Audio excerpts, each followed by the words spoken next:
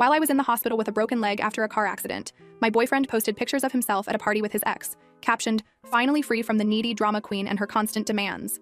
We'd been together 4 years. I didn't comment. This morning, my phone wouldn't stop vibrating with desperate messages and his mother begging me to reconsider. Okay, so I have been dating Richard for 4 years, and it's been a journey? Like one of those journeys where the tour guide abandons you halfway up the mountain and you realize you've been carrying everyone's backpacks the whole time? That kind of journey. We met when I volunteered at this community garden restoration project that my company was sponsoring. I was assigned to the compost team, and Richard was the team leader who called himself the Compost King, unironically, y'all. Despite this red flags, I found his enthusiasm for rotting vegetables endearing. He had this whole speech about how breaking down is just the first step to building something beautiful. And my dumb plant-loving heart was like, sign me up for this metaphor. Fast forward 4 years, and I now realize the only thing being composted was my self-respect. Let me count the ways. Richard has helped with rent exactly 7 times in 4 years. My name is the only one on the lease because his credit is temporarily damaged. For 4 years, he's between jobs approximately 60% of the time we've been together. When he does have money, it goes to his gaming setup, his clothing, or going out with the boys. He's asked to borrow my car more times than he's asked how my day was, but your girl was in love, so I made excuses for him. He was finding himself and had potential and all that garbage we tell ourselves when we're dating a man-child. So last week, I got into a pretty bad car accident. Some idiot ran a red light and T-boned my car. I ended up with a broken leg, 3 fractured ribs, and a concussion. The doctor said I was lucky it wasn't worse, but TBH, it felt pretty damn awful. Richard visited me in the hospital once, for 20 minutes. He said hospitals give him anxiety, and he needed to process this trauma in his own way. The trauma. That happened. To me. Not to make it about me or anything, but I was the one with metal pins in my leg. My best friend Anastasia stayed with me, though. She slept in that uncomfortable hospital chair for 3 nights. She helped me to the bathroom, brought me real food, and even washed my hair in that tiny sink because I couldn't shower.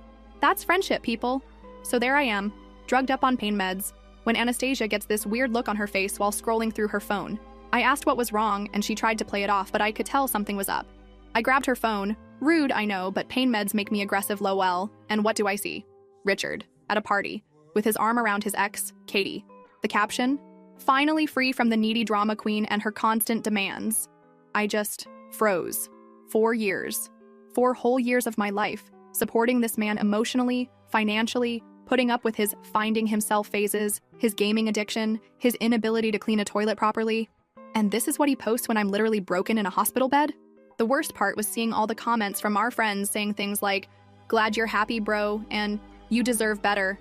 Where were the people saying, "Hey, isn't your girlfriend in the hospital right now?" I didn't comment. I didn't text him. I didn't call. I just processed. And while I processed, I remembered something very important. My name is the only one on the lease. So I made some calls. I called my landlord and explained the situation. I called my brother, I called my cousin, and I made a plan. Fast forward to yesterday. Richard had been back to the apartment a few times while I was staying with Anastasia during my recovery, but he had no idea what was coming. My brother and 2 of his coworkers helped me execute phase 1 of my plan. We packed up every single one of Richard's belongings, every crusty sock, every limited edition Funko Pop, every gaming console and special edition controller, his precious collection of craft beers, his signed baseball cards, everything. And we threw it all in the dumpster behind our apartment complex, not the recycling bin, the dumpster. The compost king can decompose with his trash where he belongs. That might seem harsh, but here's the thing. Richard hadn't paid rent in 3 months.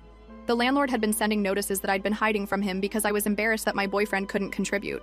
I had been picking up extra freelance work to cover his half, while he told me he was networking for opportunities. Here's where it gets even better. You know what Richard was doing instead of visiting me in the hospital? He was interviewing for a job that my connections helped him get. A job he was supposed to start next week, was supposed to.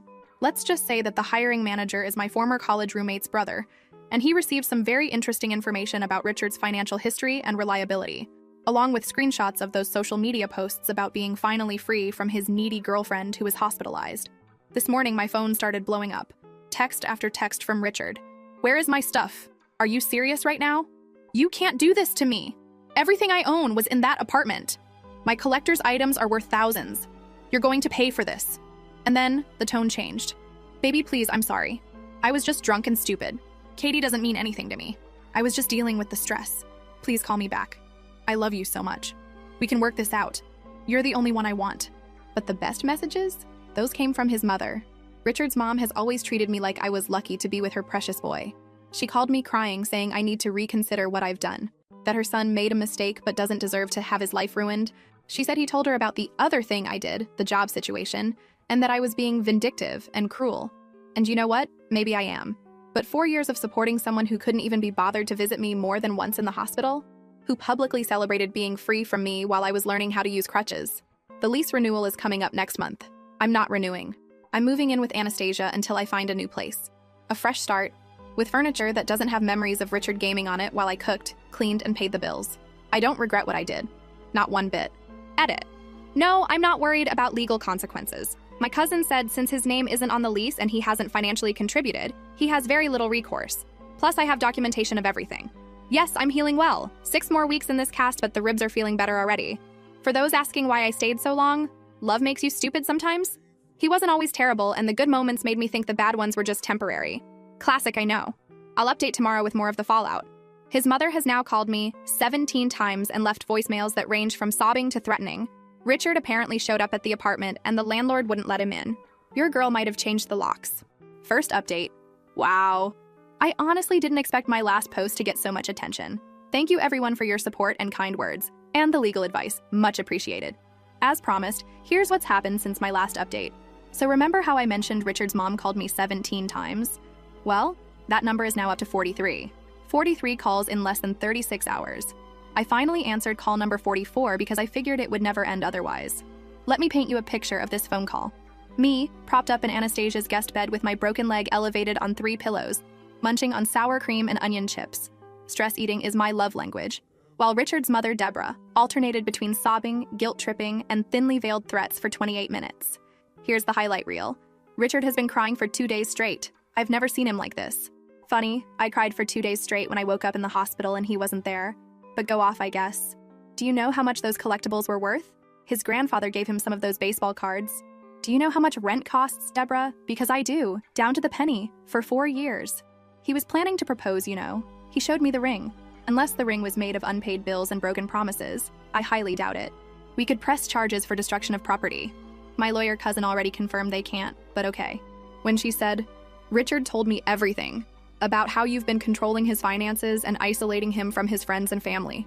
I literally laughed so hard I almost popped a stitch. Me? Controlling his finances? The man who once spent our grocery money on a limited edition gaming keyboard? The man who borrowed $3,000 from me for a business opportunity that turned out to be cryptocurrency? The man who hasn't voluntarily shown me his bank account in 3 years? And isolating him from friends and family? I planned his birthday parties. I bought his mother's Christmas presents. I drove him to family functions when his car got repossessed. But here's where it gets really interesting. I didn't immediately hang up on Deborah, though believe me, I wanted to. Instead, I asked her a simple question. Deborah, when was the last time Richard paid rent? She went quiet for a moment, then said, he told me you two had an arrangement where you handled the household bills and he covered other expenses. What other expenses exactly? I asked. More silence. Then, well, I'm not privy to your financial arrangements. So I told her. I broke down exactly what Richard had contributed financially over the past 4 years. I told her about the $17,000 in credit card debt I racked up covering his half of expenses. I told her about working overtime and weekends while he played video games and networked. I told her about how I had to sell my grandmother's jewelry last year to cover rent when Richard assured me he had money coming in that never materialized. You could practically hear her worldview cracking through the phone. But he said he's been supporting you, she finally said. He said you lost your job and he's been carrying you financially. I lost my job? I've had the same job for 6 years with 2 promotions. Meanwhile, Richard has had 7 jobs in 4 years, the longest lasting approximately 3 months. I didn't say any of this though. Instead, I simply told her I would email her copies of bank statements, rent receipts, and text messages that would clarify the situation. I also mentioned the social media posts he made while I was in the hospital, which she claimed to know nothing about. The call ended with her saying she needed to speak with Richard and would get back to me. She hasn't called since. Funny how that works. Now, let me back up and explain exactly how the great dumpster disposal went down, because many of you asked for details. Obviously, I couldn't physically move all his stuff myself with my broken leg. My brother Dylan is literally my hero. He brought 2 of his guys over on their day off. I paid them, of course, because some of us understand the concept of paying for services rendered. Richard. We started with his prized possessions. His gaming setup, 3 monitors, custom PC he spent $2,800 on while between jobs. His collectible figurines, still in boxes because they'll be worth more that way. His signed sports memorabilia that he refused to let me hang because it wouldn't match the decor he never paid for. His craft beer collection, some bottles dating back to our first year together that he was aging, but really just forgetting about. It took 4 hours to pack everything. 4 hours of finding random socks under the couch, discovering half-eaten bags of chips in the bedside table, and unearthing receipts for purchases I never knew about.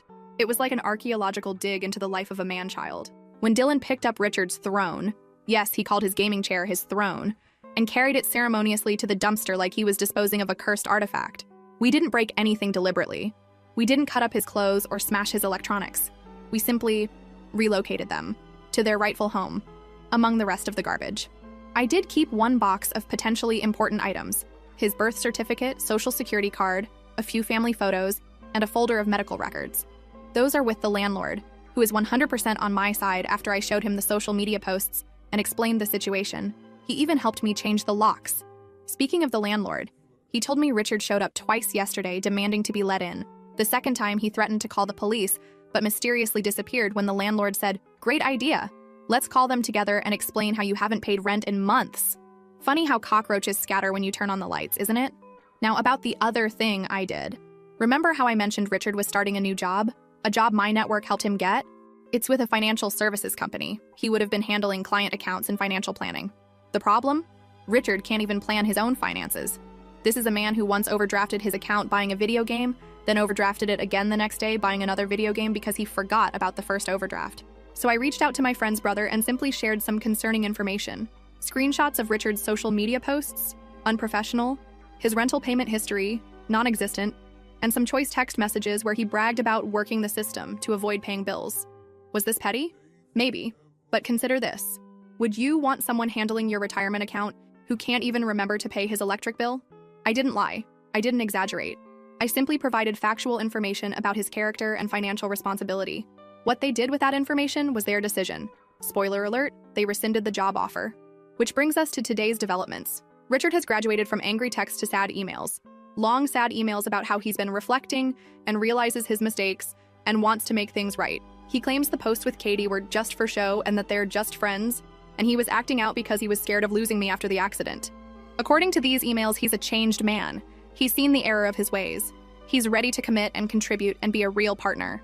It only took a car accident that nearly killed me, 4 years of financial exploitation, public humiliation on social media, losing all his possessions, having his job offer rescinded, being exposed to his mother. What a bargain price for personal growth. Richard's roommate from college, Remy, reached out to me. Apparently, Richard has been staying on his couch and crying a lot while also planning to win me back. Remy wanted to warn me that Richard has been talking about some grand gesture to prove his love. I thanked Remy for the heads up and asked him to let me know if Richard mentions anything concerning. Remy agreed and also apologized for not seeing what kind of person Richard really was. Turns out Richard owes Remy money too. I am shocked. Shocked, I tell you. I'm honestly just tired. Physically from the accident, emotionally from all this drama. But I'm also feeling something I haven't felt in a long time. Relief. It's like I've been carrying a heavy backpack for years and suddenly it's gone. My shoulders literally feel lighter. Tomorrow I have a follow-up appointment for my leg, and then Anastasia and I are going apartment hunting online. My lease ends in 30 days, and I cannot wait to start fresh. Thanks for listening to this marathon update. I'll post again if anything major happens, especially if Richard attempts his grand gesture. Based on his track record, it will either be wildly inappropriate, surprisingly cheap, or somehow make everything about him. Possibly all three. Edit. Several people asked about my car. It was totaled in the accident. Insurance is covering it, but I'm still waiting on the payout. For now, I'm relying on Anastasia and rideshare apps for transportation. Edit 2. For those concerned about Richard coming after me physically, don't worry. My apartment building has security cameras, Anastasia's building has a doorman, and Richard is, above all else, a coward. He talks big but wilts under any real confrontation. Second update. Hello again, my revenge-loving internet family. Your girl is back with another update, and wait you chilly. The drama just keeps on coming. Grab your popcorn, refill your wine, and settle in because this story has more twists than my garden hose. Plant lady jokes, I can't help myself. First, a medical update since some of you sweethearts asked. My follow-up appointment went well. The doctor says my leg is healing nicely and I might get this monster cast off in 4 weeks instead of 6.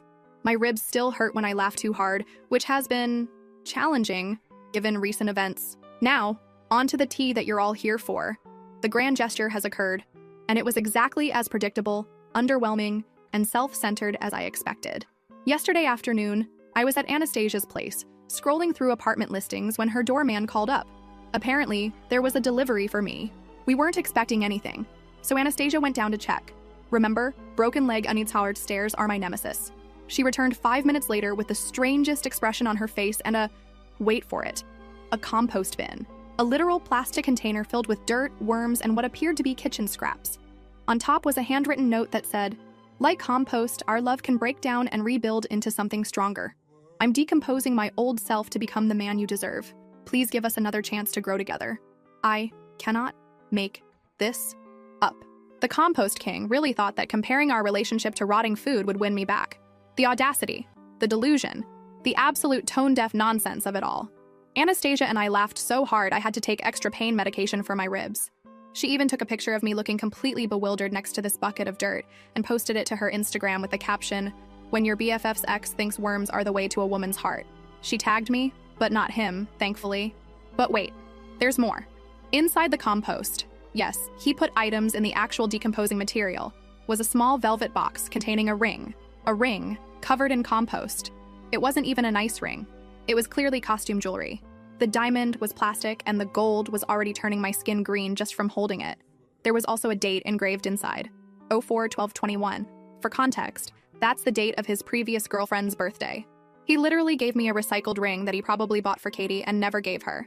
A recycled ring in a compost bin. The symbolism is too on the nose. I texted him a single sentence. "The compost bin is exactly where our relationship belongs, breaking down among the worms and garbage." His response was a barrage of texts explaining that the ring was just temporary until he could afford a real one, and that the date was actually when he first realized he loved me. I didn't respond further, but Anastasia, my hero, took the compost bin down to the dumpster behind her building and sent him a video of her dumping it out. Now, remember how I mentioned I sent those receipts and financial records to Richard's mom, Deborah? Well, she finally got back to me as promised. Her initial message was a novel-length email that went through the 5 stages of grief in real time. Denial. There must be some mistake with these records. Richard told me he was contributing financially. Anger. How dare you make my son look like this? You've clearly manipulated these statements. Bargaining. If there were financial issues, why didn't you come to me? I could have helped you both work something out. Depression. I'm heartbroken to think my son would behave this way. I raised him better than this. Acceptance. I owe you an apology. I had no idea what was really happening, and I'm deeply sorry for my role in enabling his behavior. That last part shocked me to my core. An actual apology? From Deborah, my son is perfect, Williams. Mark this day in the history books. She followed up with a phone call, just one this time, not 43, where she revealed some illuminating information. Richard has been telling his entire family that he was supporting me financially for years. He told them I was unstable and couldn't hold a job. He claimed the apartment was actually his, and he generously let me stay there. He told them the car, that got totaled, was his car that he let me borrow. He's been borrowing money from his family members for years, claiming it was to help with my spending problem. The layers of lies. The fiction this man has been writing. He could have been using these creative writing skills to make actual money instead of scamming his girlfriend and family. Deborah was clearly embarrassed and upset. She revealed that she'd given Richard over $15,000 in the past 2 years for emergencies that she now realizes were fabricated. She apologized repeatedly for her earlier messages and said she needed time to process everything. I actually felt bad for her. She's been manipulated by her son just as much as I was, possibly more. I told her I didn't blame her and that Richard is very convincing when he wants to be. The conversation ended with her saying something that gave me chills. I love my son, but he needs to face consequences for once in his life. I won't be bailing him out this time. Progress, people, actual progress. Now for the big revelation many of you have been asking about. What was the other thing I did besides the job situation and the dumpster disposal? Well, remember those credit cards I mentioned? The ones where I racked up $17,000 in debt covering Richard's expenses? Turns out 3 of them were joint accounts that he opened with my information to build his credit, but never made payments on. I've been working with my bank and a financial advisor to separate these accounts and document which charges were his. It's a lengthy process, but I've managed to prove that approximately $11,000 of that debt is directly attributable to purchases he made. I didn't just send this information to his potential employer. I also sent it to his parents, his brother, and our mutual friends with a simple note. If Richard asks to borrow money or move in with you, this is what you can expect. Is this petty? Maybe. But it's also true. And truth is a powerful disinfectant for the kind of toxic relationships Richard creates. Even Katie, the ex from the social media posts, messaged me on Instagram. I had no idea you were in the hospital. Richard told me you two broke up months ago. I'm so sorry. Months ago? We were literally living together until my accident. The fiction this man creates. I responded politely to Katie, assuring her I didn't blame her.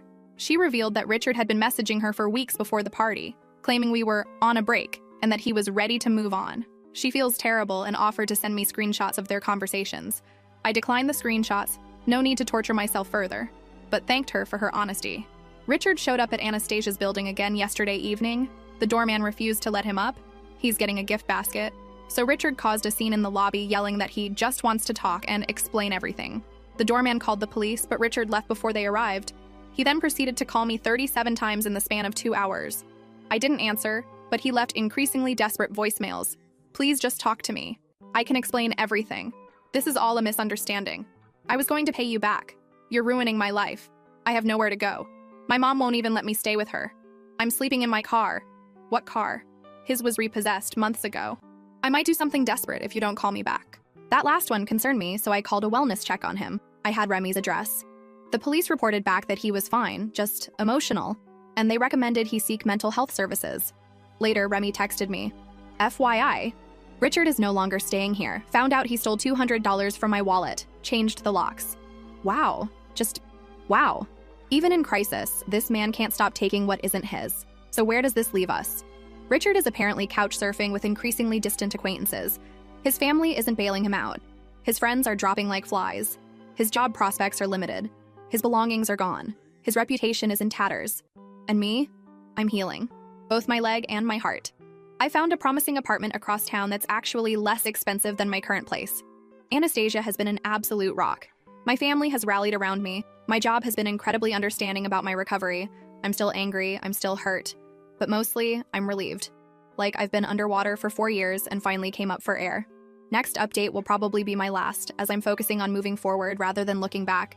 But I wanted to thank all of you for your support, advice, and hilarious comments. This community has been unexpectedly therapeutic during one of the hardest periods of my life. Final update. Hello for the last time, my internet support system.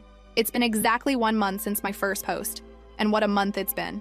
I promised a final update, so here it is. The conclusion to the saga of Richard the Compost King, and how your girl finally bloomed after being buried in his BS for 4 years. First, the practical updates. I moved. I'm officially in my new apartment as of yesterday. It's smaller than my old place, but has a tiny balcony where I've already started a container garden. The building has an elevator, crucial for the broken leg situation, and security cameras, crucial for the ex-boyfriend situation. My cast is off 2 weeks earlier than expected. I'm still using a walking boot, and physical therapy is no joke. I sweat more in PT than I ever did at the gym, but I can move around independently now, which feels amazing. My car insurance finally paid out.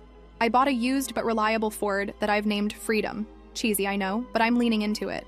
Now for what you're really here for, the Richard saga conclusion. After my last update, things escalated before they finally resolved. Richard's desperation reached new heights when he realized his usual tactics, crying, begging, guilt-tripping, weren't working. He tried a new approach, public shaming. He created a GoFundMe titled Homeless After Girlfriend's Revenge, where he spun a completely fictional tale about how I stole his money and threw away family heirlooms after a minor argument. He included pictures of himself looking sad on what was clearly Remy's couch, before Remy kicked him out, and claimed he needed $5,000 to get back on his feet. The fundraiser lasted exactly 6 hours before it was taken down. Why? Because Anastasia, my brother Dylan, and at least a dozen of our mutual friends reported it for fraud. Plus, several people commented with links to my Reddit posts, which I had never shared with Richard. Seeing his public grift exposed apparently triggered something in Richard. He showed up at my old apartment building. Thankfully, I was already staying at Anastasia's, and caused enough of a scene that the police were called. According to my former neighbors, he was yelling about defamation and lies and demanding to be let in to get his things. When the police arrived, Richard attempted to convince them that he lived there and I had illegally locked him out. This backfired spectacularly when the landlord confirmed Richard was not on the lease. Richard couldn't produce any mail or ID with that address. Multiple neighbors testified they knew I lived there alone. The police ran his ID and discovered he had an outstanding warrant for unpaid traffic tickets. Yes, my friends, Richard got arrested. Not for the scene he was causing, but for the $200 in unpaid tickets he'd accumulated over the past 2 years. Tickets I had no idea existed because he'd been hiding the mail.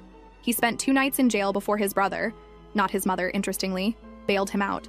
According to mutual friends, this experience was apparently the wake-up call Richard needed. He's since moved in with his brother, who is making him pay rent, started working at his brother's company, stopped contacting me entirely. That last one is the most significant development. After weeks of constant calls, texts, emails, and dramatic gestures, the silence was sudden and absolute. No more 3 a.m. voicemails, no more essay-length emails about how he's changed, no more compost-based metaphors about our relationship. At first, I was suspicious. Was this some new tactic? Was he planning something bigger? But according to his brother, who reached out to check on me, surprisingly, Richard is genuinely trying to get his life together, and part of that process is leaving the past behind. Translation: his therapist probably told him to stop harassing me, and that brings me to the most important update: my mental and emotional state. I've been seeing a therapist of my own. Thanks, workplace insurance. And we've been unpacking some hard truths. I stayed with Richard not just because I loved him, but because fixing his problems gave me purpose and identity. I overlooked red flags because I was afraid of being alone. I enabled his behavior by constantly bailing him out. I valued myself so little that I thought his scraps of affection were all I deserved. These realizations haven't been easy to face. There were sessions where I cried until my ribs hurt all over again. But acknowledging these patterns is the first step to breaking them. As for Richard's mother, Deborah, we had one final conversation that brought unexpected closure. She invited me to lunch at a restaurant with ramp access for my leg, a thoughtfulness Richard never showed. And we had a surprisingly honest discussion. She apologized again for not seeing what was happening and for raising a son who thought it was acceptable to treat partners this way. She revealed that Richard's father had similar patterns before their divorce, and she worried she had normalized financial irresponsibility and emotional manipulation. I found myself comforting her, which was a strange role reversal. But it was also healing to see that she genuinely cared and was taking steps to stop enabling Richard. At the end of lunch, she handed me an envelope containing $2,000 in cash. "This doesn't begin to cover what he owes you," she said, "but it's what I can do right now." I initially refused, but she insisted. "This isn't from Richard. This is from me. Because I failed as a mother if I raised someone who would treat you this way." I accepted the money and used it to furnish my new apartment. A fresh start without any remnants of Richard's presence. Thank you, Reddit, for witnessing this chapter of my life. Your support, advice, and occasional tough love helped me stay strong when I wanted to cave. You reminded me that I deserve better when I forgot.